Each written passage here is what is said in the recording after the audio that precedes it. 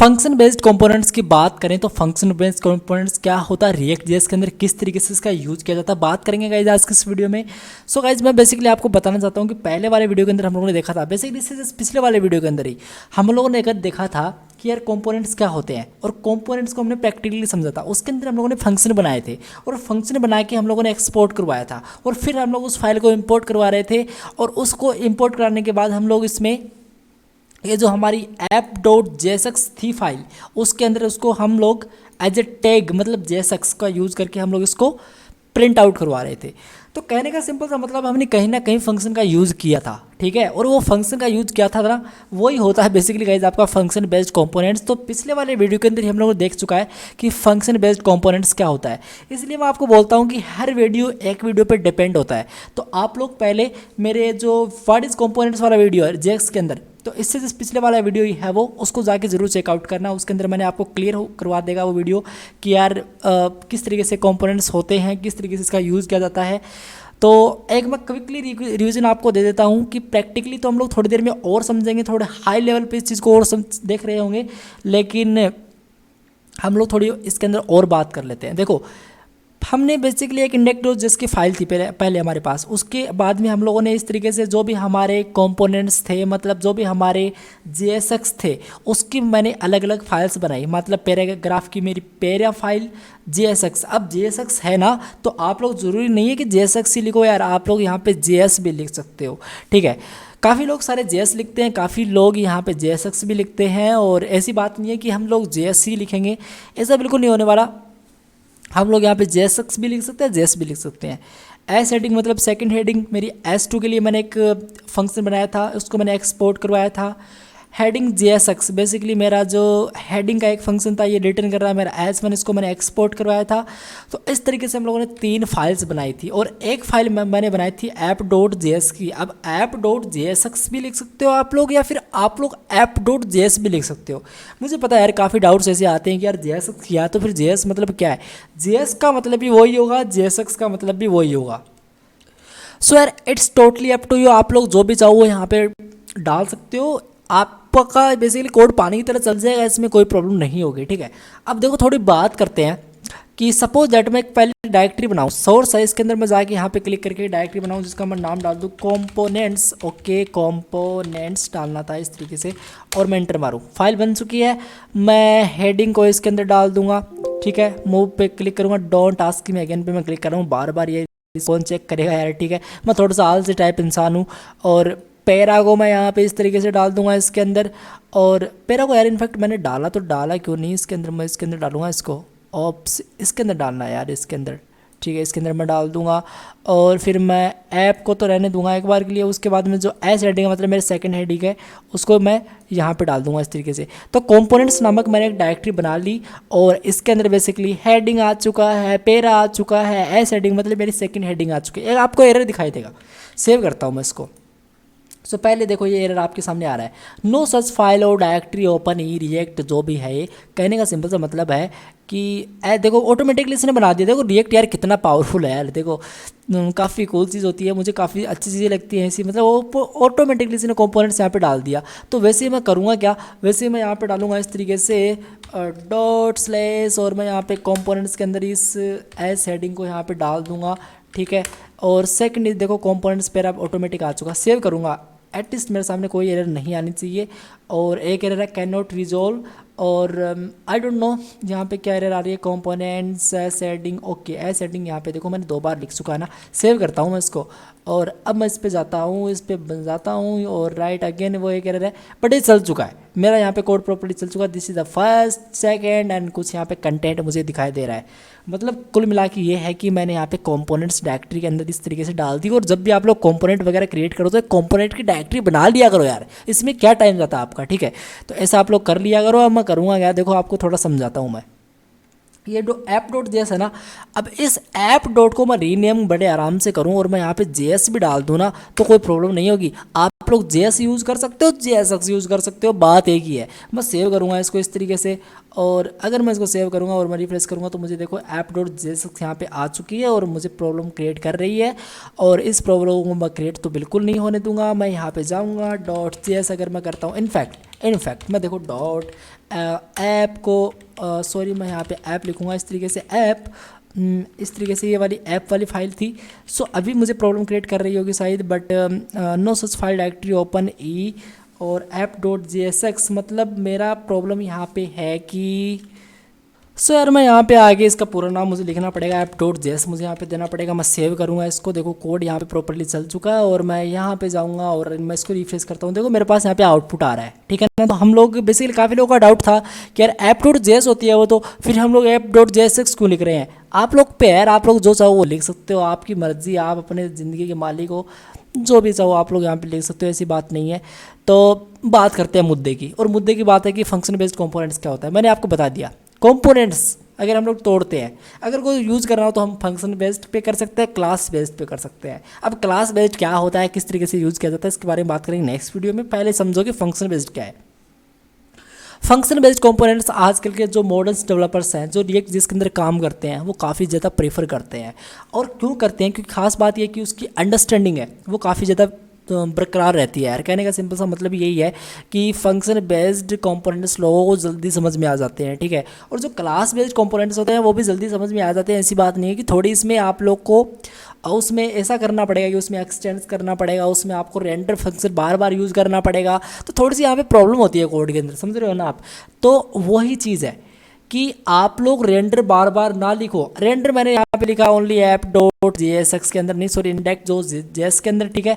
और बाकी का मेरा काम यहाँ पे मैं बड़े आराम से कंपोनेंट्स की हेल्प से कर सकता हूँ, मतलब मैं फंक्शन की हेल्प से कर सकता हूँ, ठीक है। तो क्लास बेस्ड कंपोनेंट्स हम लोग यूज़ करते हैं, तो उसके अंदर बार बार मुझे रेंडर लिखना पड़ता है, जो कि थोड़ा सा यहाँ पे लेंथी प्रोसेस है, वो भी हम लोग देखेंगे यार। दोनों के अलग अलग एडवांटेज हैं। अगर आप लोग यूआई डेवलपमेंट कर रहे हो तो बड़े आराम से यहाँ पे फंक्शन बेस्ड कंपोनेंट्स का यूज़ कर सकते हो, कोई यहाँ पे प्रॉब्लम होगी नहीं, ठीक है। इनफैक्ट जो आपकी रिएक्ट जेएस की वेबसाइट है, जो ऑफिशियल वेबसाइट है, वो भी फंक्शन बेस्ड कंपोनेंट्स पे कहीं ना कहीं रन करती है। तो कम से कम आप लोग को फंक्शन बेस्ड कंपोनेंट्स को ध्यान में रख के आपको ज़्यादा से ज़्यादा फंक्शन बेस्ड यहाँ पे यूज़ करना है, ठीक है ना। तो कम से कम का मतलब यहाँ पे ये है कि आप लोग क्लास बेस्ड कंपोनेंट्स को कम यूज़ करो, आप लोग ज़्यादा यूज़ करो फंक्शन बेस्ड कंपोनेंट्स को। तो कहने का मतलब ये है कि आप लोग जो भी चाहो वो यूज़ करो, लेकिन आप लोग अपनी प्रोजेक्ट को रिएक्ट के अंदर डाल दो। अब मैं आपको बताता हूँ कि सपोज एट मैं यहाँ पे कंपोनेंट्स के अंदर एक फाइल और बनाऊँ, मैं लिख दूँ यार एक फूटर की फाइल है इस तरीके से, तो footer.jsx नामक से मैं एक फ़ाइल बना लूँ। जेएस भी मैं कर सकता था, और इस फूटर के अंदर मैं इंपोर्ट करूँ बेसिकली रिएक्ट को इस तरीके से, और आर मैं यार कैपिटल लिख दूँ तो थोड़ा ठीक लगेगा। रिएक्ट फ्रॉम सॉरी मैं यहाँ पे लिखूँगा फ्रॉम, और रिएक्ट से मैं इसको कर लूँगा इस तरीके से। मुझे रिएक्ट डोम भी करना पड़ेगा, तो मैं लिखूँगा यार इंपोर्ट, इसकी कोई नीड नहीं है, बट मैं कर लेता हूँ यार रिएक्ट डोम मैं कर लेता हूँ। तो देखो रिएक्ट डोम फ्रॉम मैंने रिएक्ट डोम से करना था अभी इसको, तो मैं यहाँ पे रिएक्ट डोम कर लूँगा इस तरीके, दैट्स इट, इतना ही करना है। अब मैं लिखूँगा यहाँ पे एक सिंपली फंक्शन बनाओ। अब देखो ध्यान से देख लेना, वैसे तो मैंने पहले वाले वीडियो के अंदर बता चुके हैं चीज़, लेकिन काफ़ी लोग बोलते हैं यार वीडियो की लेंथ काफ़ी ज़्यादा लंबी है। तो देखो चीज़ें सीखनी होती है ना आपको, तो यार आप लोग को थोड़ा टाइम तो देना पड़ेगा उनके अंदर। अगर आप लोग को मास्टर बनना है तो थोड़ा टाइम तो देना पड़ेगा। ऐसा नहीं है कि यार मैं 10 मिनट में आप लोगों को सारी रिएक्ट जैसे सिखा सकता हूँ, ऐसा बिल्कुल नहीं होता, ऐसा होगा ही नहीं कभी भी। तो चीज़ों को थोड़ा टाइम दें, अपने आप को प्रिपेयर करें, काफ़ी चीज़ें आपको समझ में आएंगी। जो भी प्रोजेक्ट होती हैं आप बनाएं, ज़्यादा से ज़्यादा आप लोग प्रोजेक्ट पे ध्यान दें, ज़्यादा से ज़्यादा आप टॉपिक क्लियर करने का ट्राई करें, ताकि आपको फ्यूचर के अंदर कोई भी प्रॉब्लम ना हो इससे। चलो बकवास बहुत ज़्यादा हो गई है, मैं लिखूँगा फूटा, और फूटा मैं यहाँ पे फूटर। और गाइज मैंने गड़बड़ी कर दी, गड़बड़ी मैंने ये कर दी कि ये जो फूटर होगा ना, मैंने आपको पहले वाले भी बताया था, पहले वाले वीडियो के अंदर भी बताया था कि जो मेरा footer.jsx होगा, वो फूटर ऐप है ना इसका, वो स्मॉल नहीं करना है यार, मतलब पहले वाला लेटर मुझे यहाँ पे स्मॉल नहीं करना है, मुझे इसको यहाँ पे एफ इस तरीके से कैपिटल करना पड़ेगा। और अब मैं लिखूँगा यहाँ पे फूटा इस तरीके से, फूटर मुझे लिखना पड़ेगा फूटर, और इस तरीके से मैं एक फंक्शन बना सकता हूँ। अब देखो इस फंक्शन को मैं किस तरीके से बना सकता हूँ वो भी बताऊँगा आपको। मैं फैट एरो फंक्शन का यूज़ कर सकता हूँ, मैं इसको यहाँ पे एक्सपोर्ट करा सकता हूँ, वो चीज़ भी मैं आपको बताऊँगा इसी वीडियो में। तो देखो यार बात कुछ ऐसी है, अगर मैं रिटर्न करूँ, और मैं रिटर्न क्या करूँ, रिटर्न मैं करूँ यहाँ पे एक बेसिकली मैं क्या करूँ, मैं यहाँ पे एक स्पैन टैग कर दूँ यार, मैं स्पैन टैग लिख दूँ, this is the footer of website इस तरीके से, ठीक है। और मैं इस तरीके से कर दूँ, और मैं यहाँ पे सिंपली सेमीकोलन डाल दूँ, दैट्स इतना ही करना है। और मैं यहाँ पे लिख दूँ एक्सपोर्ट डिफ़ॉल्ट सेट कर दो और यहाँ पे आप लोग फूटर सेट कर दो और मुझे फूटर इस तरीके से लिखना पड़ेगा, दैट्स इट। ठीक है, अब मैं क्या करूँगा, मैं आपको पता ही है मुझे क्या करना है, app.js के अंदर आना है और बस मुझे यहाँ पे इंपोर्ट वगैरह करते जाना है। मैं लिखूँगा यार इंपोर्ट करो जो भी मेरा फूटर भैया है, तो जो मेरा फूटर भैया है उसको आप लोग इंपोर्ट करो। कहाँ से, देखो ऑटोमेटिक आ चुकी है चीज़ें, कंपोनेंट्स के अंदर जाके फूटर को उसने ऑटोमेटिकली रीड कर लिया। अब मैं इस बड़े आराम से इस फूटर को सेल्फ क्लोजिंग टैग के साथ मैं यहाँ पे डील करता हूँ। मैं लिख सकता हूँ फूटर भैया आप आ जाओ, और मैं यहाँ पे स्पेलिंग थोड़ी ठीक से लिखूंगा, इसकी फूटर इस तरीके से लिख दूंगा, मैं यहाँ पे इस तरीके से कर दूंगा और ये जो नीचे है इसको मुझे हटाना पड़ेगा, नहीं तो एरर जनरेट करेगा ये। और दैट्स इतना ही करना है, ठीक है, और इतना ही करना है और इतना ही हम लोग करेंगे और इतना ही करना है। मैं सेव करूँगा इसको, ठीक है, और मैंने सेव किया था। यहाँ पे प्रॉब्लम है कि footer dot JS does not match the corresponding name disk, और ऐसा कैसे हुआ यार, इसमें हमने क्या डाला नहीं था, हम लोगों ने यहाँ पे एफ लिखना था इस तरीके से। अब मैं सेव करूँगा इसको। अब अगर मैं इसको सेव करूँगा तो मैंने सेव किया तो मेरा कोड चल चुका है। अब मैं यहाँ पे जाऊँगा, रिफ्रेश इसको मैं करूँगा, देखो this is the footer of website लिख के मेरे पास यहाँ पे आ चुका है, समझ रहे हो। अब देखो, अब मैं फुटर पे चलूँ, इसको मैं हटाता हूँ, इसको मैं हटाता हूँ। मेरे पास अभी मान लो एक फुटर डॉट जेएसएक्स नाम से कंपोनेंट्स बनाया है, और अब मैं यार फैट एरो फंक्शन का किस तरीके से यूज़ कर सकता हूँ। देखो फैट एरो फंक्शन को मैंने जावास्क्रिप्ट के अंदर कंप्लीट एक्सप्लेन कर रखा है वैसे तो, लेकिन अगर मैं यहाँ पे आपको बताऊँ तो इसके अंदर हम लोग करेंगे इस तरीके से, हम लोग यहाँ पे लिखेंगे कॉस्ट भैया, और इस तरीके से कॉस्ट लिखेंगे, कॉस्ट लिखना था, कॉस्ट फुटर, और यहाँ पे मैं लिखूँगा इक्वल्स टू, इसके आगे मैं फैट एरो फंक्शन यूज़ कर दूंगा इस तरीके से, बस इतना ही करना है और मैं सेव करूँगा, काम मेरा बन जाएगा। और जैसे मैं इसको रिफ्रेश करूँगा, इसमें देखो मेरे आउटपुट के अंदर कोई भी चेंजमेंट नहीं है। तो इस तरीके से हम लोग बेसिकली फैट एरो फंक्शन का भी यूज़ कर सकते हैं। काफ़ी लोग इसका यूज़ करते हैं, काफ़ी लोग, हम लोग जैसे यहाँ पे जाएँ पैरा डॉट जेएसएक्स के अंदर, तो ऐसे फंक्शन भी काफ़ी लोग बनाते हैं, या फिर ऐसे फंक्शन भी आप लोग बना सकते हो, आप पे है।